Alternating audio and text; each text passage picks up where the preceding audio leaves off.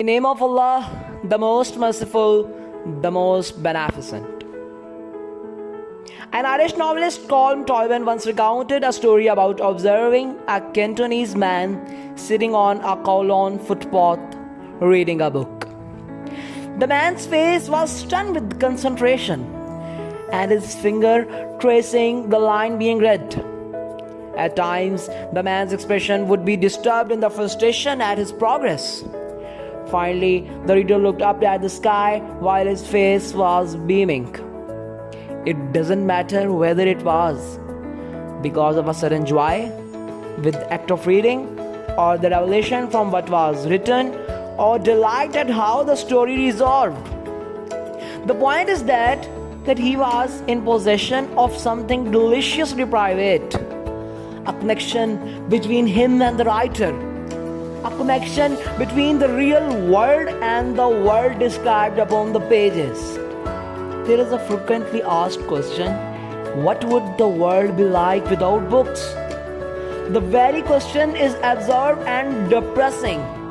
It is always said that the latest technology signals the demise of the book.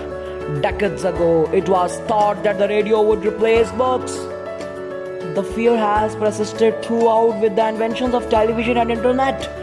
But the scenes like that of the Cantonese man reading a book negate the notion that modern advances pose a threat to reading. Books are themselves a form of technology that is spread over the pages and makes us delve into the complexities of life. Literature is the story of humans. It is the record of who we are, where we come from, and where we are going. Books make us travel at large. During our journey, we are connected with humanity. We identify ourselves with characters we meet and learn whether we love, loathe, fear, or flatter. They helped us and they help us comprehend our faults and aspirations. They tell us who could we become if we are not careful.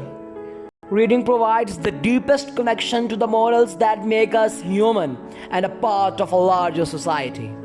Books are a source of comfort for us. They are a safe shelter. Throughout human history, man has found peace in the written works. Books are the bridges. Through their pages we make our contact with society. Those who read more are better prepared to face the world than those who don't read. Though reading a book connects us with humanity, it is also the last truly private act in a world that has become too public. As nourishment for the mind, it is slow food in a world given over to fast food. Blogs, text messages, and e-books brings relevance and instant gratification, much as newspapers and magazines do. But however important such forms are, they endure only as long as the stuff they are printed on. The comforts of book defy time and break the borders. Book offer other type of pleasures as well. The joy of their touch, the joy of that sound, that wonderful fragrance. These all things are immeasurable. The pleasure of their understanding is an addition to it. The sharing of a book with friends is still another form of joy. Libraries are the evidence of the grandeur of a civilization. It is important that we work to give every person the opportunity to enjoy books as shelters, sustenance, and roads forward. To imagine a world without book is to imagine a world without thought.